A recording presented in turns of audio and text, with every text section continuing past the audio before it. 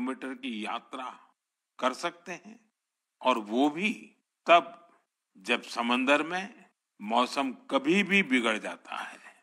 ऐसा करने से पहले आप हजार बार सोचेंगे, लेकिन भारतीय नौसेना की दो बहादुर ऑफिसर्स ने नाविका सागर परिक्रमा के दौरान ऐसा कर दिखाया है। उन्होंने दिखाया है कि साहस और दृढ़ संकल्प होता क्या है।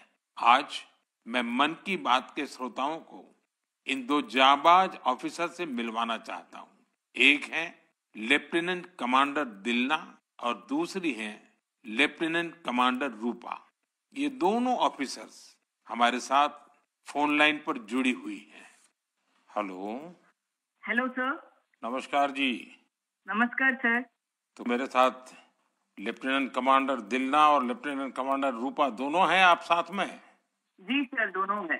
चलिए, आप दोनों को नमस्कारम और वणक्कम। वणक्कम सर। नमस्कारम सर। अच्छा, सबसे पहले तो देशवासी सुनना चाहते हैं आप दोनों के बारे में, आप जरा बताइए। सर, मैं लेफ्टिनेंट कमांडर दिलना हूँ और मैं इंडियन नेवी में लॉजिस्टिक्स कैडर से हूँ सर।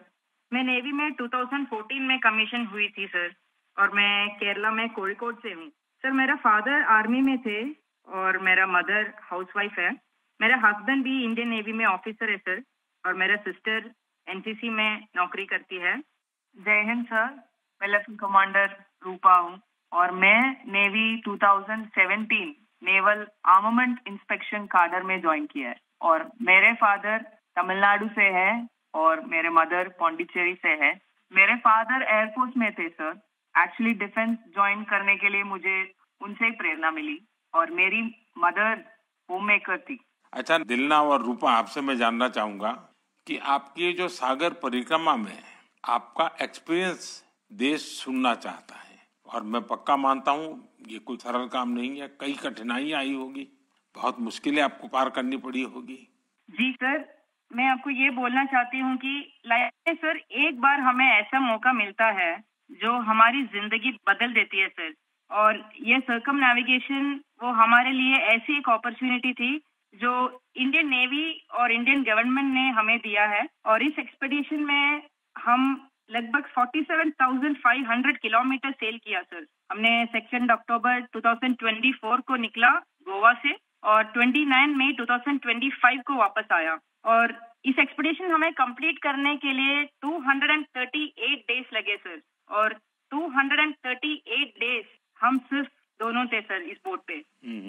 और सर, एक्सपेडिशन के लिए हमने 3 साल की तैयारी की, नेविगेशन से लेके कम्युनिकेशन, इमरजेंसी डिवाइसेस को कैसे ऑपरेट करना, डाइविंग कैसे करते हैं, और बोट में कुछ भी तरह की इमरजेंसी हो, जैसे मेडिकल इमरजेंसी से हो, कैसे मैनेज करना, ये सब के बारे में हमें इंडियन नेवी ने ट्रेनिंग दिया सर। और इस यात्रा में सबसे मेमोरेबल मोमेंट में बोलना चाहती हूँ सर कि हमने भारत की झंडा पॉइंट नीमो पर लहराया सर। सर, पॉइंट नीमो दुनिया की सबसे रिमोटेस्ट लोकेशन पे है सर।